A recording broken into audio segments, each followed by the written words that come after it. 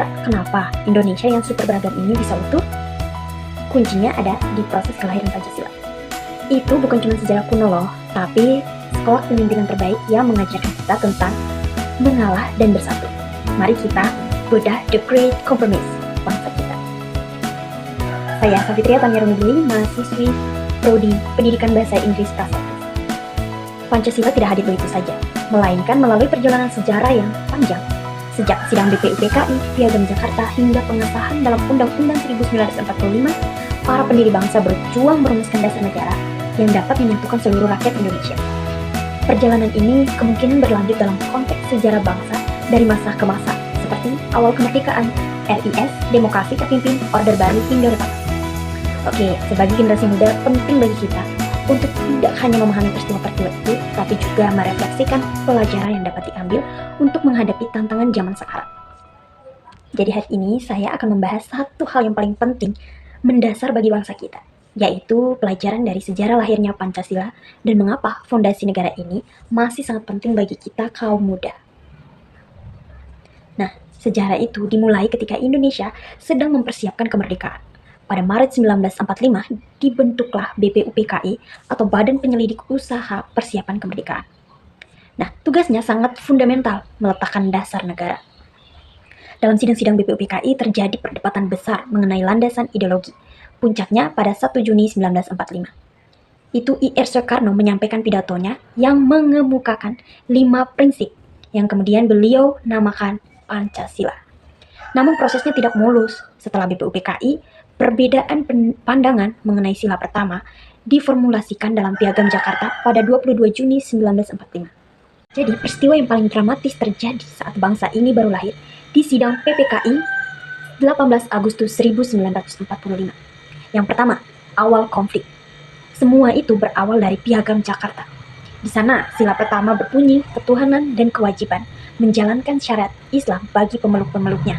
Nah, sebelum sidang dimulai, Bung Hatta didatangi tokoh-tokoh dari Indonesia Timur. Mereka bilang, mereka tidak mau ikut Republik Indonesia kalau 7 kata itu dipertahankan. Mereka merasa tidak terwakili. Bayangkan, negara kita bisa pecah di hari kedua kelahirannya.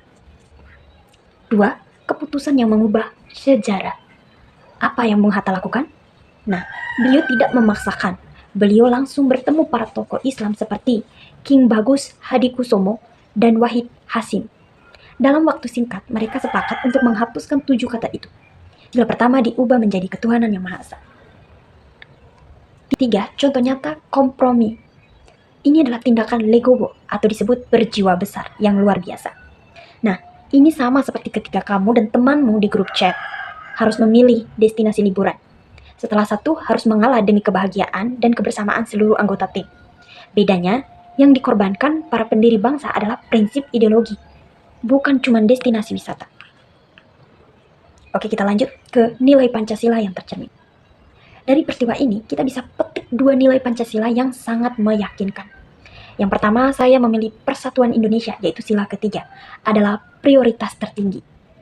Nilai terpenting adalah persatuan di atas segalanya, karena para tokoh Islam menunjukkan kenegarawan. Mereka tahu, memaksakan kehendak hanya akan membuat Indonesia bubar. Contohnya, seperti mengajarkan kita bahwa di kampus, kita harus menerima hasil musyawarah BEM.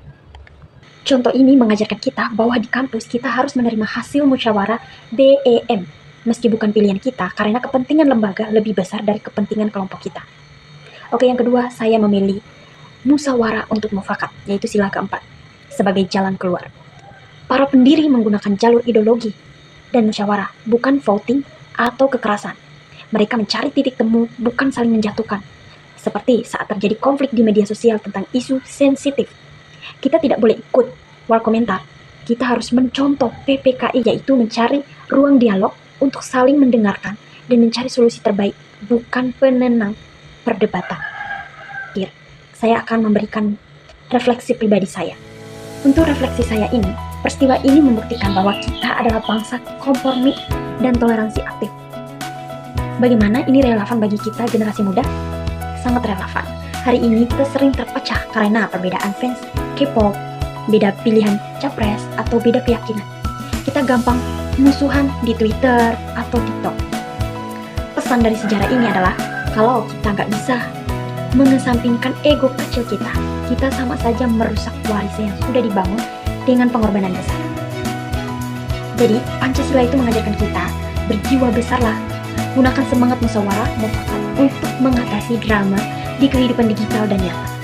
Mari kita jaga warisan bangsa ini dengan terus memprioritaskan persatuan di atas segala perbedaan. Sekian dari penjelasan saya, sampai jumpa.